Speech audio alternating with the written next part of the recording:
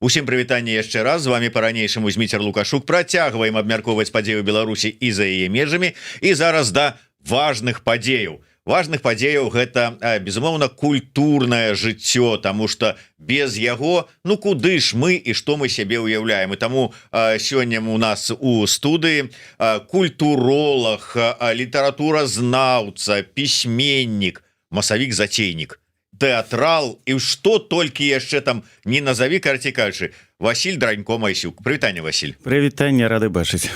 А ўжо як мы рады бачыць, колькі ўжо не бачыліся, год не быў, напэўна, у студыю. Я так подлічу, што я тут 4 гады ў Варшаве, это 4-й раз, як мы бачымся. Кожны год мы сустракаемся, добрая традыцыя. Ну так, яно можа быць не супадае там роўна раз на год, але як ёсць нагода, як ёсць інфападзея нейкая, якую нам падкідывае Васіль, так мы і сустракаемся. І сённяшняя такая падзея, ну, іх можна лічыць некалькі, таму што гэта не толькі расказ пра прэм'еру пастаноўкі спектакля, якую ладзіць Васіль разам са сваёй каляжанкай Аленай Баяравай, але і, я так разумею, можна анансаваць стварэнне новага тэатра беларускага ў замежжы, не? Ну, можна і так сказаць, потому что мы з Аленай Баяравай уже давно разам супрацоўнічаем, робім самыя розныя праграмы тэатралізаванага кшталту, і спектаклі, і розныя чыткі. Вось, працавалі доўгі час з тэатрам «Дзея другая», цудоўным тэатрам «Дзея другая», дзе паставілі 2 спектаклі, і «Шчаслівы муж» па Ляхновічу, і пра Васіля Быкова. Вось, а зараз мы супольна зрабілі уже 2 спектаклі, прысвечаных Владзіміру Караткевічу. Адзін для дарослай публікі, называется он «Жарсти Караткевича», а другі для дзяцей, такая інтэрактыўная радасць на 45 хвілін. І гэты спектакль мы таксама назвалі «Владзімір Караткевич і дзіва аднавокае». Вось, там гульні розныя. І мы вырашылі, будзем называцца тэатрам. Мы як бы удасканаліваем драматургію, нешта дапісваем, нешта па-новаму пераасэнсоўваем са старога. І хай это будзе цэнтр удасканалення драматургіі, а скарочана «Цуд». Таму хай это будзе тэатр «Цуд», і мы такія цудоўныя ў ім. Што ж такі тэатр «Цуд» ці тэатр «Літаратурны вір»? Ты мяне заблытаў ужо. А мы думаем, мы на месцы не стаім. Все ж таки будзе у нас тэатр «Цуд», потому что літаратурны вір гэта як падкаст. Мы займаемся таксама і падкастам, рассказываем там, ствараем цэлыя такія документальныя серыялы і вот про Васіля Быкова, і зараз про Владзіміра Караткевіча. А для тэатра трэба ўсё ж таки назва больш такая ёмкая. Вот ты пайшоў бы на які тэатр? Літаратурны вір ці «Цуд»? На «Цуд» бы пайшоў бы, правда? Ну, конечно, уже. Асабліва, вот я калі просто ты сам мяне падвёў да гэтага пытання, узгадваючы вашыя папярэднія пастаноўкі па Ляхновічу, дзе такой асноўнай лініяй гэтай гэтага п'есы там ці што такія эратычны момант, там сексуалізаваныя нейкі падтэксты, кантэксты ўсяго астатняга. Зараз пра Караткевіча, і зноў там нейкія жарсці, і зноў там нешта. Слухай, што это у вас так усё нейкае туды у гэты бок, вот эратычны нейкі вот штурхае? А куды ж яшчэ? Лепшыя п'есы, яны пра жарсці чалавечыя. А жарсці гэта ж самы пік нашых эмоцый. Это і каханне, гэта гнеў, гэта радасць, гэта безнадзейнасць, это выхад з безнадзейнасці. У тэатры важныя вострыя эмоцыі, так же як і ў кінематографе. Навошта рабіць такія доўгія медытатыўныя рэчы? Вот ты сам бы пайшоў бы на жарсці ці на нешта такое інтэлектуальна медытатыўнае? А? В принципе, под настрой, потому что хочется и интеллектуальное, хочется и что-нибудь, вот ведаешь, чтоб поскрабло по успоминах кшталту там это самое экстремистов, а что-то вот хочется... Мы так само пошкрабем по твоих эмоциях. От... Слухайте, трымайце вот гэтага вот чалавека, бо ён мне небяспечны нейкі падаецца. Добрая назва таксама тэатр шкрабуноў, шкрабуны, мы шкрабем там, де трэба. Пашкрабуны. А што там з афёрай з праектам Акрэсціна на 40 серый? А прычым тут, выбачайце, Васіль Дранько-Майсюк да праекта Акрэсціна на 40 серый, за якім стаіць Курэйчык. Гэта ввогуле не мой жанр. Я там так же далёка, як Аўстралія ад Грэнландыі. Ну, то есть, а абы вот штосьці напісаць, не ведаю што да чаго, але вот давайте накінем. Так что лепей давайте накінем пра што-нибудь іншае. Слухай, давай звернемся да вашага новага спектаклю, так. І пачнем мы трошку здалёк. У нас тут у студыі быў не так даўно Александр Фядута, літаратуразнаўца, дзе мы з ім разважалі пра нацыянальную ідэю, а ён нечакана для мяне перайшоў на творчасць Владимира Караткевича і параіў усім беларусам для камусьці для захавання сваёй ідэнтычнасці, камусьці для того, каб разабрацца ў тым, хто ён такі, якая яго ідэнтычнасць, чытаць творы Владимира Караткевича. Ну, безумоўна, найперш каласы пад сваім пад сярпом тваім, але ўвогуле творы Караткевича. І вы звярнуліся да творчасці Караткевича. Чаму так? Супадзенне? Таму што Караткевич нас ратуе. У якім сэнсе? Караткевич і ў тыя змрочныя машэраўскія часы, і сёння, так, у часы, калі хмары над галовамі і не заўсёды парасоны з-пад галавою, так, ён дае надзею. Навіны надзею некую не даюць, так? Вакол людзі ўсе змрочныя, а ў яго заўсёды ёсць перамога. Нават бярем казку «Чортаў скарб», якая ў нашым спектаклі дзіцячым «Караткевич ідзе в аднавокая ёсць». Д'ябал засяляецца ў вашу хату, маніпулюе вамі, скідывае вас з ложка, робіць з вамі ўсё, што заўгодна, але вы ў канцы перамагаеце гэта д'ябла і выганяеце з вашай роднай хаты. З вашай роднай хаты. Герой хацеў з'ехаць, можна сказаць, эміграваць, але ён здолеў перамагчы. Дзіва аднавокае, монстр, нападае там на мужика ў лесе, хоча з'есці яго, але мужик, дзякуючы вынаходлівасці, перамагае, і гэтага здавалася б непераможна ад д'ябла. У Караткевіча і ў казках, і ў рыцарскіх раманах, і ў сур'ёзных эпічных творах у аснове перамога над праціўнікам, які здавалася, мацнейшы за нас. І гэта вельмі важна. І тады, і цяпер. Это дае надзею нам, это дае нам некую моц. І ён жыццесцвярджальны. У яго няма такога, што мы прайграем. І ён яднае самых розных людзей.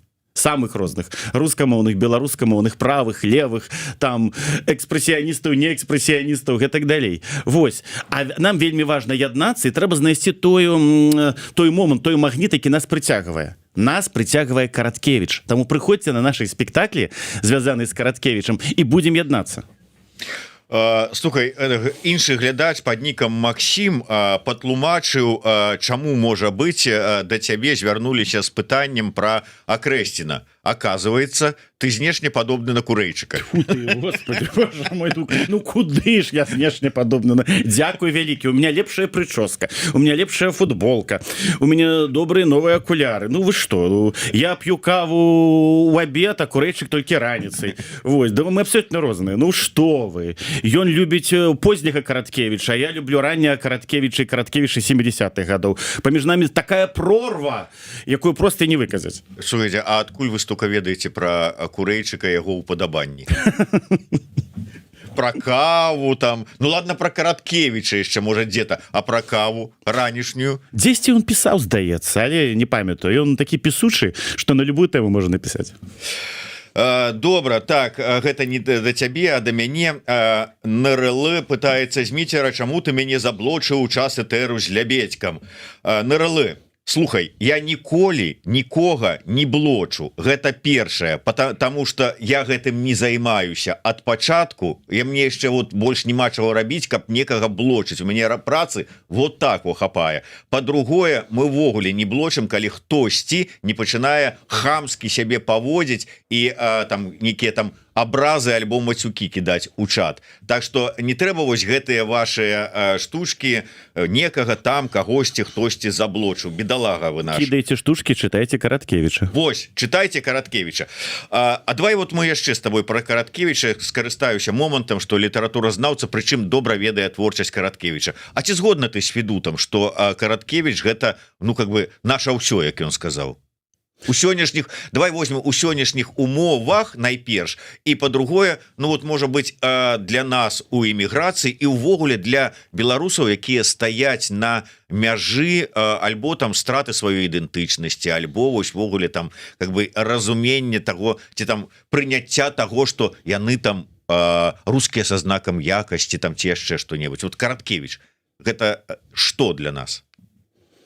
Як я сказаў, гэта той, хто дае надзею і робіць гэта вельмі цікава і займальна. Караткевіч, стваральнік беларускага дэтэктыва, беларускага рыцарскага рамана, беларускага меладраматычна-гістарычнага рамана.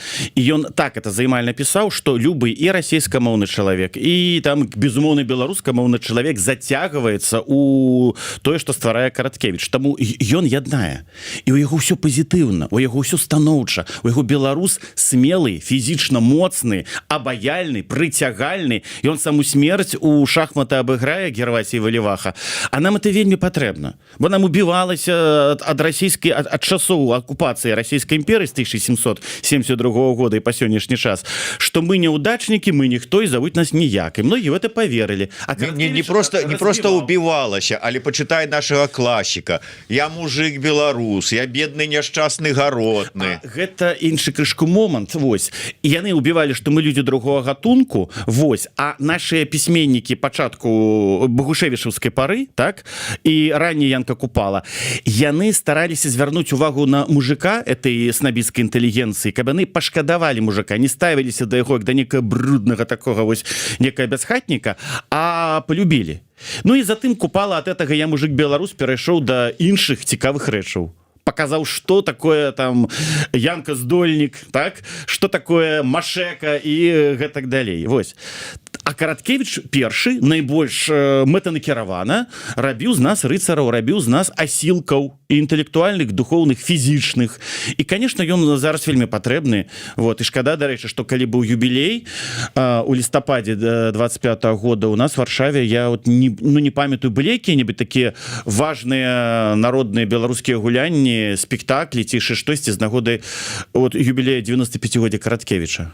Ну, я асабіста прысутнічаў на такой тэатралізаванай вечарыне пастаноўцы, якую ладзіла Купалінка. Купалінка, так. І дзе ты таксама браў удзел, я там сядзеў збоку, нават узнагародзіў адну з дзяўчат, якая чытала твор. А мне заўсёды мала, мне хочацца, каб гэта было на некай пляцоўцы, каб некалькі тэатраў гэта паказала, разумееце?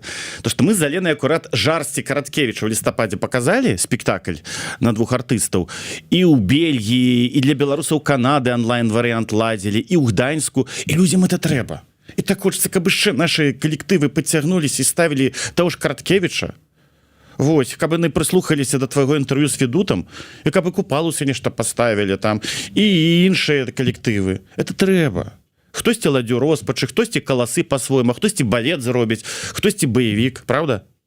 Ну да, вот. А вы у сваім стылі што-нибудь такое з эратычным падтэкстам? Вось у нас у «Жарсцях» ёсць элементы і эротыкі, і не толькі, бо у нас там такі цікавы жыццяпіс Караткевіча інсцэнізаваны, а для дзяцей сапраўдны баевік атрымаўся, там, дзе Караткевіч і дзіва аднавокая. Мы там в образе двух такіх гандляроў, у тых даўніх часах, калі быў шлях з грэкаў у Варагі, прыходзім да дзяцей, паказваем розны тавар, з гэтага тавар ператвараецца ў рэквізіт, у лялькі, і дзеці ўжо з намі як бы яны супольна твораць гэты спектакль, дзе мы расказваем пра сказкі, пра тое, як можна перамагаць розных дэманаў, якія над намі яшчэ кружацца.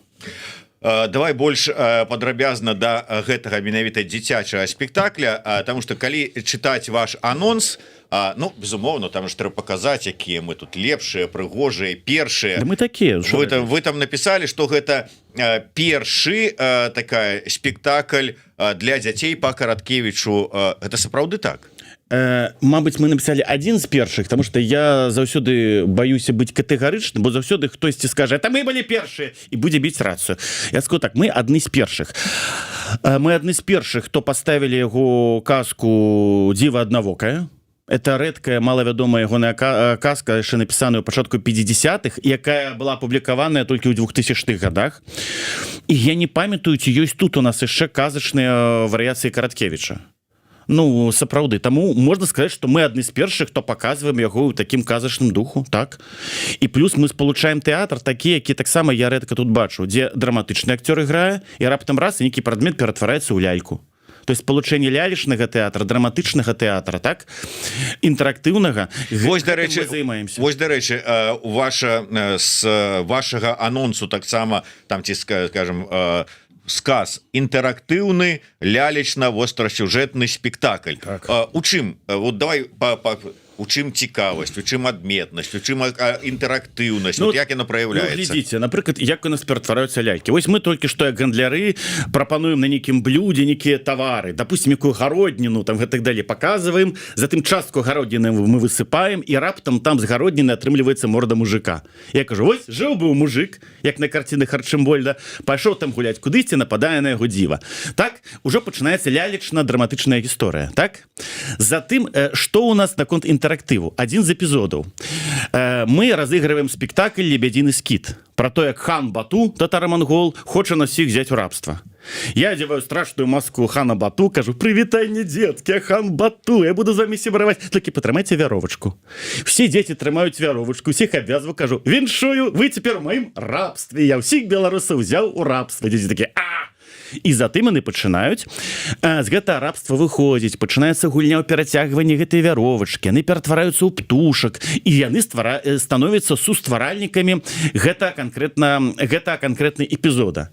Пасля іншае пачынаецца, калі мы пераходзім да чортавага скарба і нас там медведь з'яўляецца лялечны, я кажу, а ў зале ёсць медведзі юныя, все дети хочуць быць медведзямі, мы медведзя, што вы умееце? І спектакль ператвараецца ў некую смаргунскую акадэмію медвежую, дзе ёсць практыкаванне, хто лепшы медведь, хто умее лепш танцаваць, скакаць канкан медвежы ці яшчэ нешта падобнае. Так што вось гэтыя вот пераключэнні. Лялька, інтэрактыў і затым чыста драматургічныя дзеянні. Вось. І это весело, і гэта вострасюжэтна. Бо там мы не правісаем, у нас няма тых псеўдапауз, там псеўдасур'ёзу.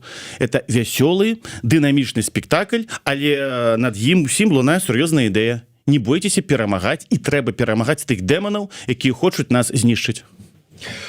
Слухай, вот акурат такі ёсць цікавае пытанне ад гледача, які пераблытаў, відаць, цябе з курэйчыкам і дамагаўся разабрацца, што ж там усё ж такі з серыалам Акрэсціна. Мы не супраць таго, каб задавалі такія пытанні, просто яны павінны быць да месца і да спікера. Які сэнс задаваць яго цяпер, калі мы размаўляем з Васілём, калі Васіль нічога не ведае пра гэтую тэму, нічога сказаць не можа. Але пра іншае, вот акурат цікавае пытанне з нагоды табой сказанага. Ты сказаў, страшныя часы пры Машэраве. Ну вот калі Караткевич творчы пісаў, і вот ён піша, я не о палітыке, я про культуру. Пры Машэраве і песняры адбыліся, і купалаўскі тэатр быў самы лепшы, былі, конечно, і ашибкі, но ўсё же.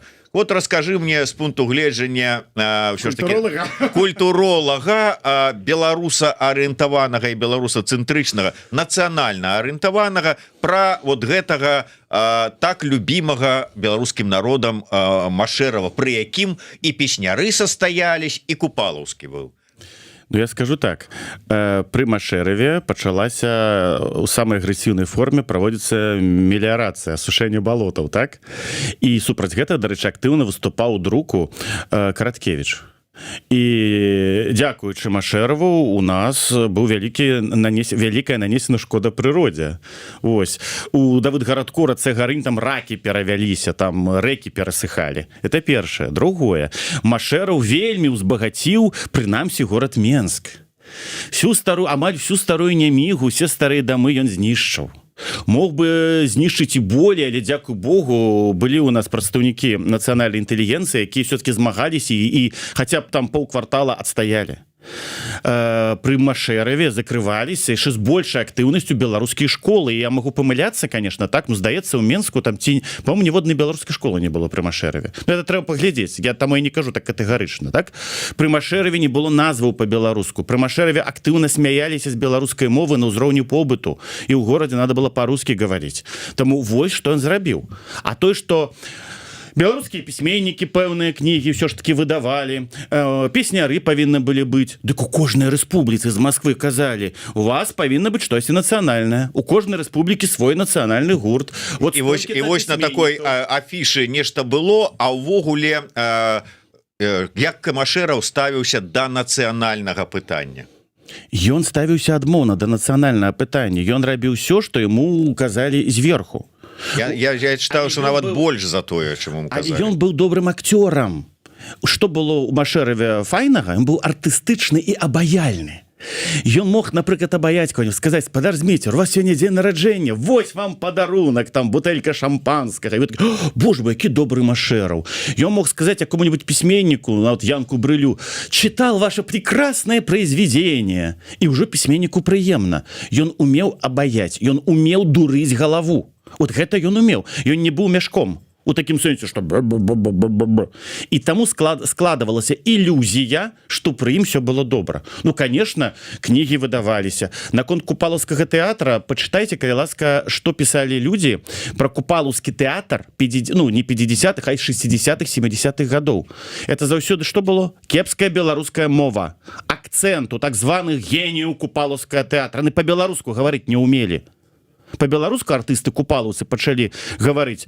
Это уже пакаленне Манаева і гениальной Алены Сидоровой. А уже у 2000-е уже больше процесс. До гэтага это было просто был рабочий язык. И выконвалі яны ролі з акцэнтам. Таму вось вам ты хвалёны тагачасны купалаўскі тэатр. Ну так, справа ў тым, што Машэраў вельмі імкнуўся зрабіць Беларусь першай самой так прагрэсіўнай савецкай краінай і з беларусаў зрабіць савецкага чалавека. А савецкі чалавек у Савецкім Саюзе, дзе б ён не знаходзіўся, у Беларусі, ва Ўкраіне, у Казахстане, ён павінен гаварыць па-руску, на языку, а не на сваіх мясцовых мовах, і ўвогуле как бы імкнуцца у Москву і ўсё астатняе. І яшчэ я б на месцы, ну, чалавек, які сказаў пра Машэрава, я б сказаў бы яшчэ на яго месцы. А як жа Ларыса Єніуш? Яна ж, можна сказаць, пры Машэраве пачала друкавацца. Вось як ён малайчына. Ну, мне б можна было такі зрабіць контраргумент. А я б на это сказаў бы, што гэта таксама былі свае гульні, што трэба было б, каб нават і ў нас, вот бачыце, у нас дэмакраты, у нас нават такія вось друкуюцца. Таму не трэба на нас гнаць, што мы тут кагосьці праціскаем. Вось. Не трэба гнаць на Машэрава, тое патрэбна сур'ёзнае даследаванне. Ну, сур'ёзнае даследаванне, оно, безумоўна, патрэбнае, але ўжо і тыя артыкулы, скажем так, пра датычна стаўленне Машэрава да нацыянальнага пытання, яны ўжо ёсць. Ёсць. Ну, трэба спектакль зрабіць лялечным пра Машэрава, зрабіць ляльку Машэрава і такое вось. Інтэрактыўны. Безумоўна. Добра, чаму ўсё ж таки вырашылі звярнуцца да казак Караткевіча? Вот чаму не там нешта такое вот, ну, я не ведаю нават, ну, взять нешта іншае. У нас не так, ну, мы нешта іншае ўзялі, мы зрабілі для дарослых жарты. Ну, для дарослых, да. А казкі тут такі момант, што у нас не так шмат дзіцячых спектакляў пакуль ёсць. І хочацца мне ахапіць гэтую нішу дзіцячую. Хочацца, каб маленькія беларусы атрымалі свае спектаклі. Вось. Караткевіч, таму што зноў жа быў нядаўна юбілей, і гэта імя вядомае. Яго ведаюць і тых, хто чытае беларускую літаратуру, і тых, хто не чытае. Таму на гэта імя могуць прыйсці. Калі казка інтэрактыўная, гэта добра дзецям. Вось. Таму тут такія чыннікі. Ну і плюс яшчэ з дзяцінства это быў мой любімы менавіта казачны творца. Мне, я памятаю, першыя казкі, якія я чытаў, гэта былі Караткевіч, які мне яшчэ чыталі. Той жа «Чортаў скарб». Плюс я працую у школе імя Равенскага у Галіны Казіміроўскай.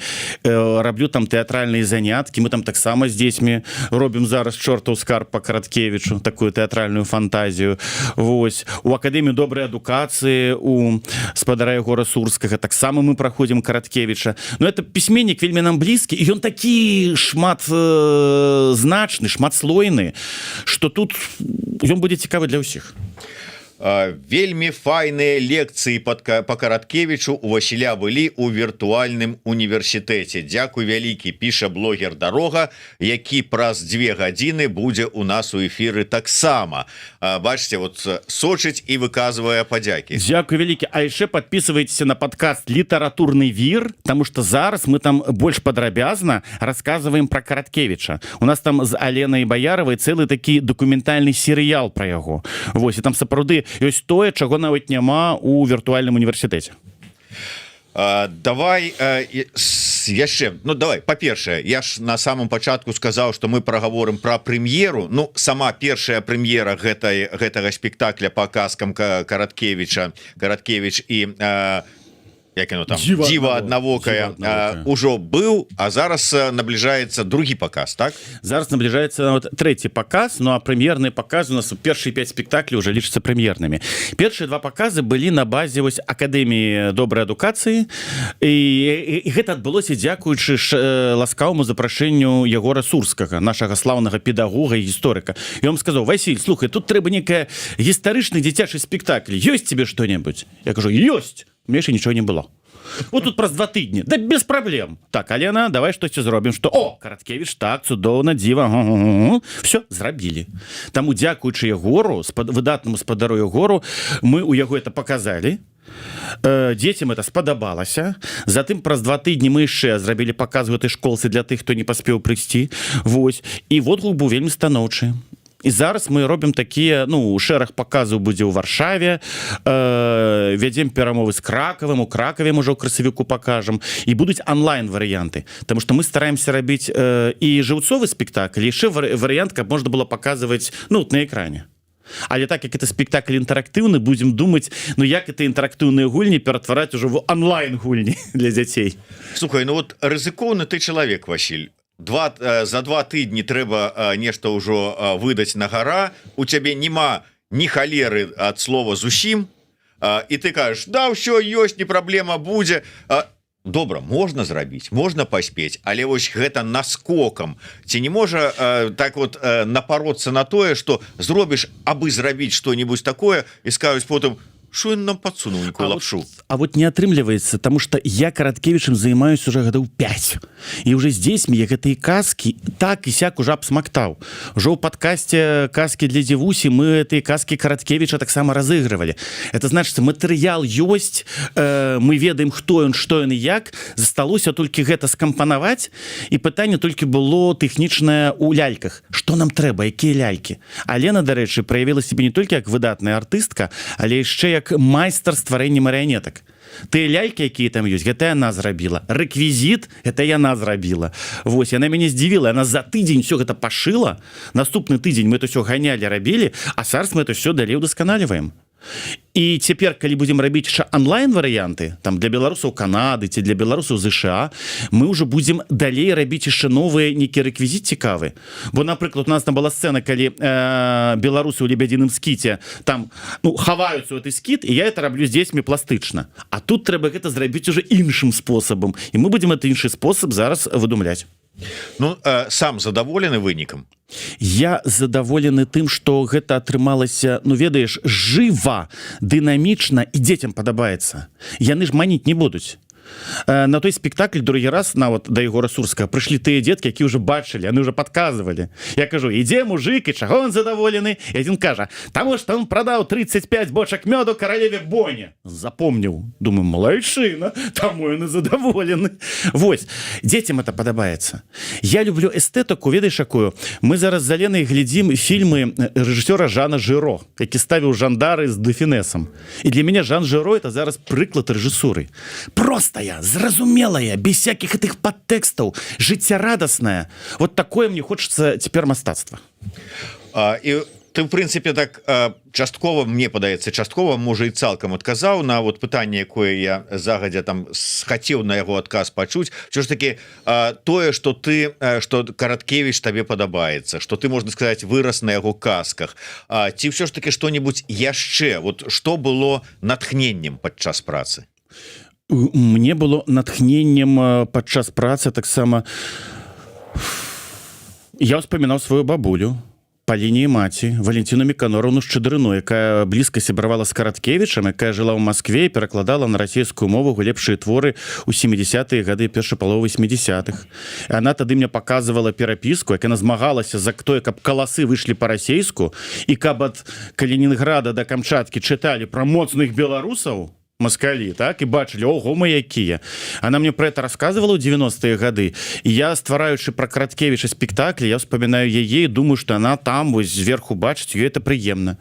Бо это і для яе спектакль. Вось, так што таму і гэта і вот і гэты чыннік, які мяне яднае, ну, з маёй раднёй, якая была блізкая з Караткевічам.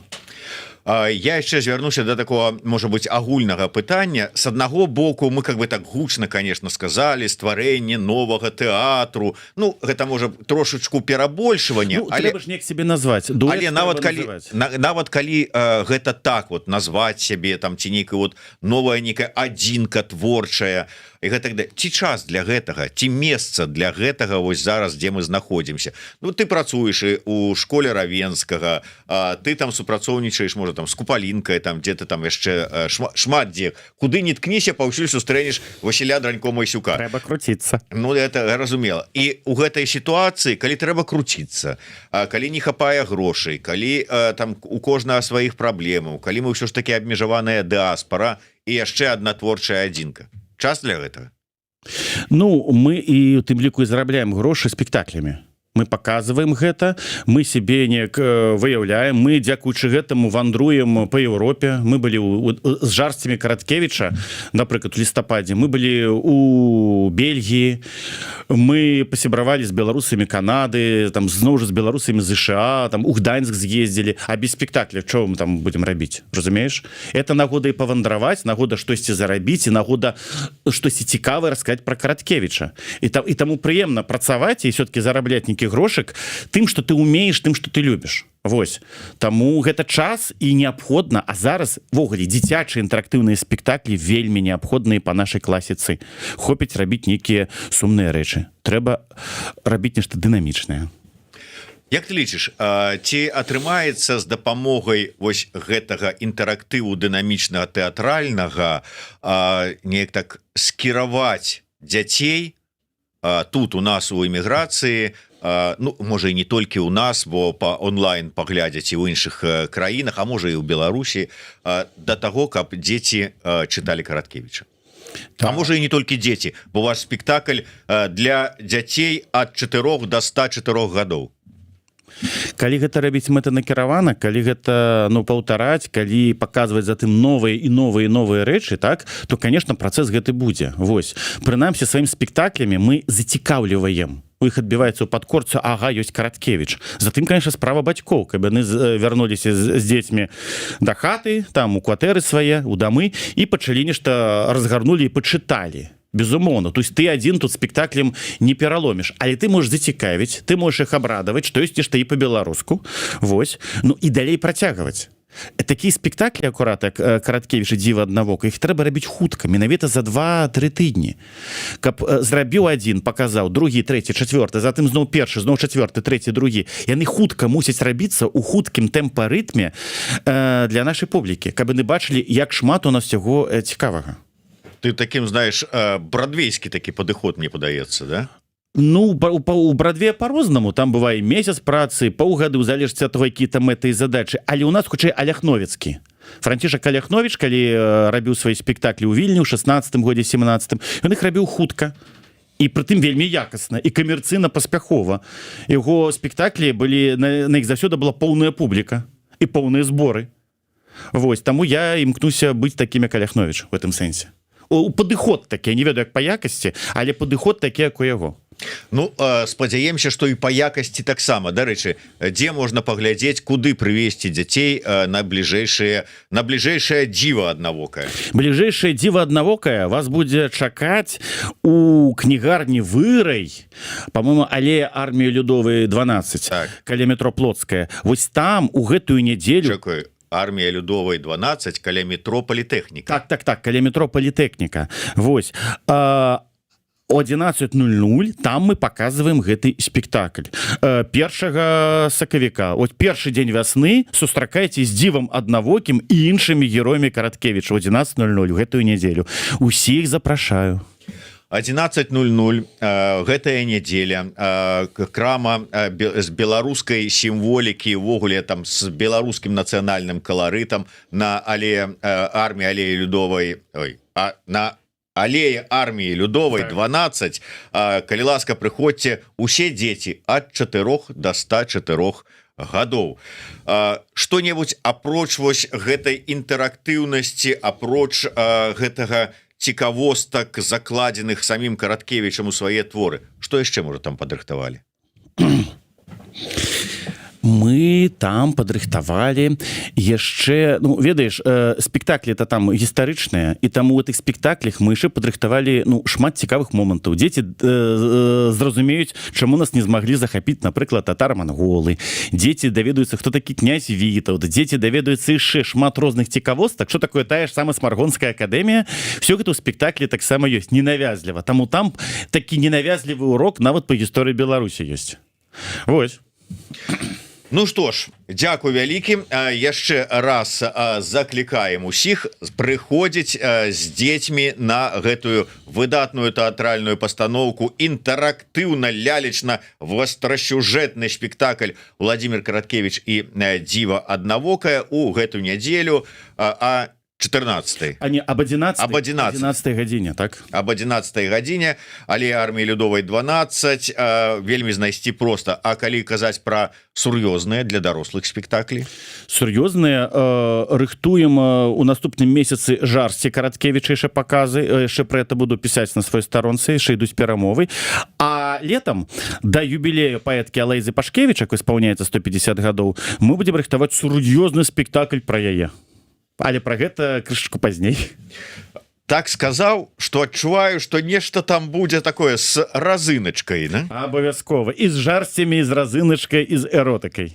Все, як любіць Васіль Дранько-Майсюк і яго калежанка і паплечніца Алена Баярова. Ну што ж, дзякуй вялікі за тое, што працягваеш сваю працу, за тое, што робіш, за тое, што падтрымліваеш цікавасць у беларусаў да беларускіх пісьменнікаў. Дзякуй вялікі, ўсяго самага файнага. Да сустрэчы, жыве Беларусь!